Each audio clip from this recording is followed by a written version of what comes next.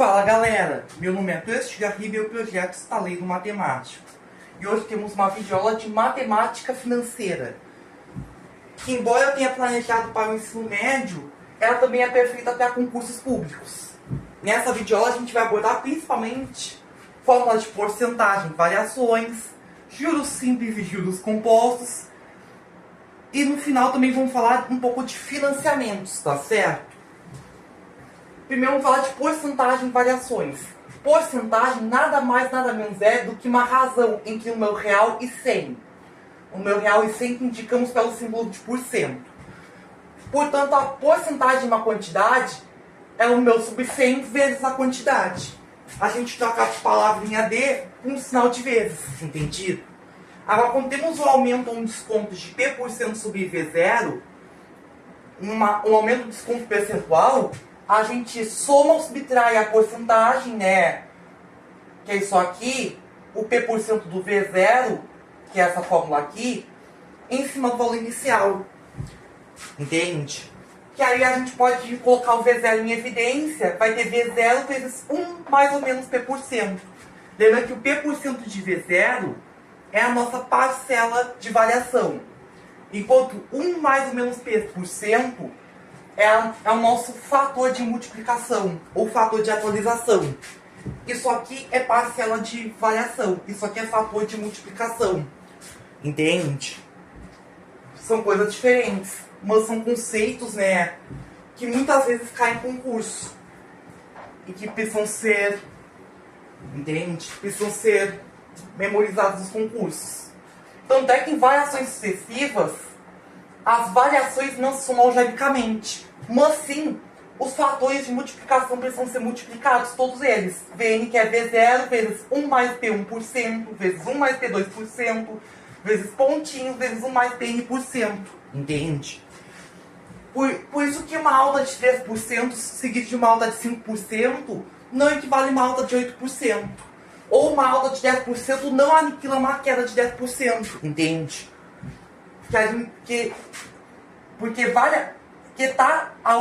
Porque em variações sucessivas as porcentagens não se somam algebricamente. O que acontece é a gente pode provar que não é as porcentagens que se somam algebricamente, mas os fatores de multiplicação que se multiplicam. Entende? Você vai entender melhor agora. Vamos fazer um exemplo? Vamos! Então lá vai, galera. Ó, vamos supor, o preço de um produto teve uma alta de 5%, seguido de uma queda de 8%. Qual foi a variação acumulada? Se a gente não sabe, quer saber, nós vamos chamar de X. Ó, aqui vamos ter um VF igual a um VI vezes, vamos chamar de VF1, que é VI vezes 1 mais 5%. E um VF2, né, que é VF1, né, vamos chamar aqui de V0. É o VF1 vezes 1 menos 8%, que é um desconto. E olha que temos o VF1. Você concorda comigo que eu posso trocar o VF1 pela expressão anterior? Então o VF2, né, vai ser o V0 vezes 1 mais 5% vezes 1 menos 8%. Ó, os fatores de multiplicação se multiplicando. Aí, só que a gente quer a variação acumulada. Aí, para determinar a variação acumulada, a gente considera a variação entre o início e o final como se fosse uma variação só. E aí a gente coloca o x, entende? Ó, V0, 1 mais x%, como o outro lado da igualdade. V0, 1 mais 5%, 1 menos 8%. E agora resolve a equação. Corta V0 do lado, V0 do outro. Ó, 1 mais x sobre 100 igual a 1 mais... Vou colocar na forma decimal mesmo. Pera aí. Logo, resolvendo a equação, a gente tem x igual a menos 3,4%. Porque aqui a gente supôs que era mais, entende? E aí pela equação deu um número negativo. Então a variação acumulada é menos 3,4%. Uma queda de 3,4%. Entendido? Em relação ao preço inicial. Entendido? Agora a gente vai falar de juros simples e juros composto. na seção juros e capitalização. A gente precisa lembrar que montante é a soma do capital inicial, que não é a banda, tá? Não é a banda, mais os juros. Montante é capital inicial mais os juros. A gente vai falar do juro simples e do juro composto. O juro simples, a taxa de juros incide só em cima do capital, enquanto o juro composto, a taxa de juros incide em cima do montante obtido anteriormente.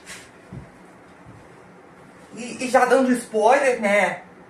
O juro composto é mais utilizado que o juro simples, bem mais utilizado que o juro simples, entende? O juro composto acaba sendo mais lucrativo para os credores caso eles sejam pagos, entende? E aí, porque acaba gerando juros sobre juros, entende? Acaba gerando juros sobre juros. Porque o montante já acumula, que o montante já acaba acumulando mais juros ainda, sabe? E a taxa de juros incide em cima do montante, no juro composto.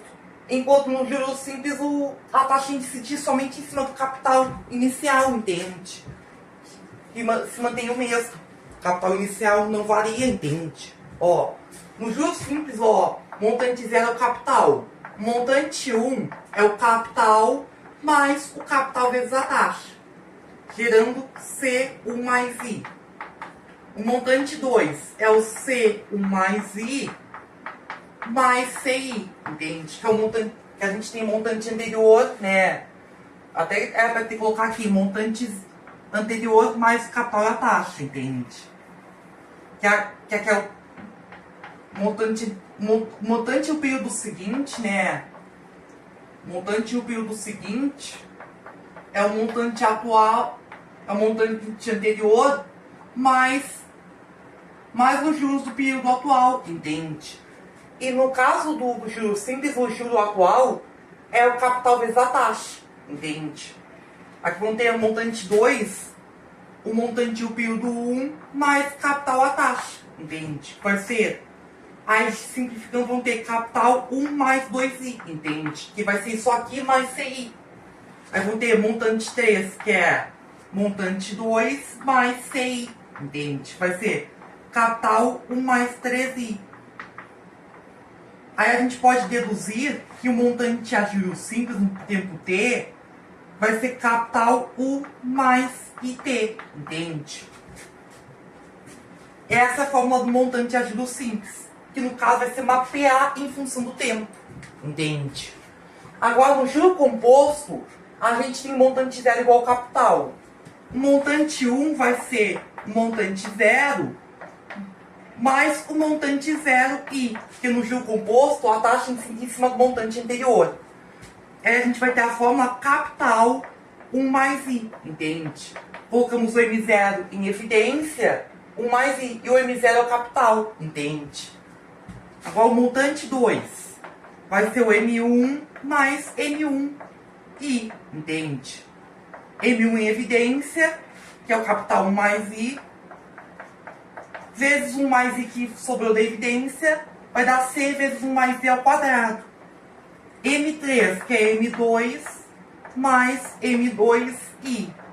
Colocando M2 em evidência, capital 1 mais i ao quadrado, né, vezes 1 mais i que sobrou da evidência, capital 1 mais i ao cubo, entende?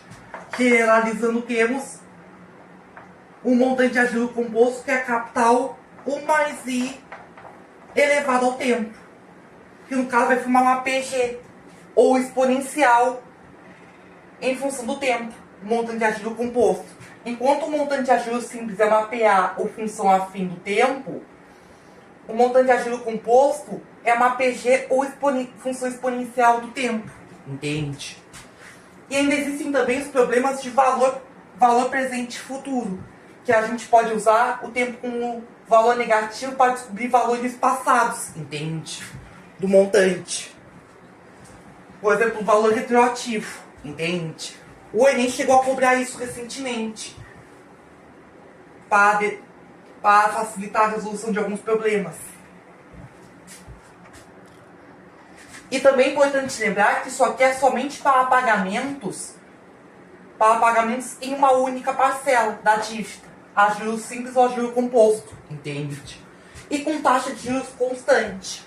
Enquanto no juros simples a taxa incide em cima do capital e o juro no tempo T incide em cima do capital, o juro composto, o juro no período T, incide em cima do montante anterior, sabe? A taxa incide em cima do montante. Entende? E lembrando que essa taxa tem que ser constante para valer essas fórmulas, entende? Ou seja, nada de pensar em taxa Selic, porque a taxa Selic varia, entende? Outros indicadores econômicos, entende? Ó, vamos supor esse problema. Em quanto tempo o montante de uma dívida, se é o dobro do capital, a juro composto de 10% ao mês? A juro simples e juro composto. Primeiro vamos aplicar as fórmulas. Ó, montante é o dobro do capital. Dobro do capital igual ao capital 1 mais a taxa que temos que escrever na forma decimal, que é 0,1. A gente vai fazer tanto por causa do juro simples quanto por causa do juro composto. No juro simples a gente tem o T colado com a taxa. No outro a gente tem um expoente, o tempo como expoente, entende? Aqui no caso simples, né, do juro simples, a gente tem uma função afim no tempo. E aqui a gente pode cortar o C. Então vamos ter 2 igual a 1 mais 0,1T. Aí a gente pode isolar o T. Então a gente vai ter 1 igual a 0,1T. Multiplicando por 10 dos dois lados, a gente vai ter T igual a 10. Entende? Então, 10 meses para o juro simples. Devemos tentar em unidade compatível com a taxa. Agora, juro composto, cortamos lá aqui o C, então vamos ter 2 igual a 1,1 elevado na T. Só que aqui a gente tem um problema. Uma equação exponencial, porque a variável está no tempo. E para isso a gente vai precisar usar logaritmo. Aqui a gente aplica log dos dois lados, entende? Log de 1,1 na T igual log de 2. E aqui a gente aplica uma propriedade dos logaritmos, que o expoente vai para frente. T vezes log de 1,1 igual log de 2. Aí, isolando o T, a gente vai ter o log de 2 sobre o log de 1,1. E aí, esses valores você pode obter numa calculadora, ou então a prova vai ser obrigada a te dar os logaritmos na prova para calcular, porque a prova não permite calculadora, ou concurso, por exemplo. Aí faz a conta e vai dar aproximadamente.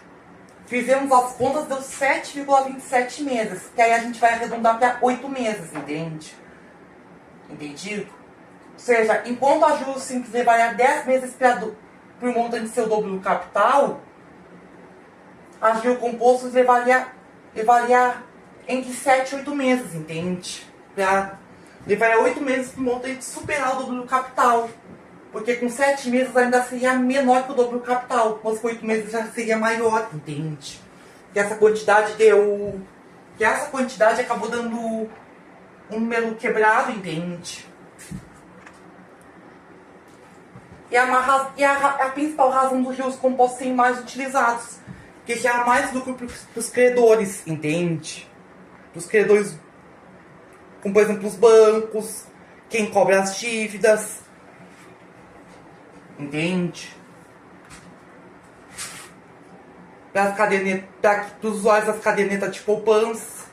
Entende? E para finalizar, temos também a questão dos financiamentos, que a gente tem termos como a prestação, os juros, a amortização e o saldo devedor ou dívida. Que a gente tem a dívida da parcela N, uma dívida da parcela anterior, menos a amortização. Os juros, que é a taxa vezes a dívida inicial, que é o D0. Entende? Ou seja, os juros da parcela N e a amortização, que é a prestação menos os juros. Entende? Lembrando que dependendo do sistema de financiamento, como por exemplo o SAC, o sistema Price, entende?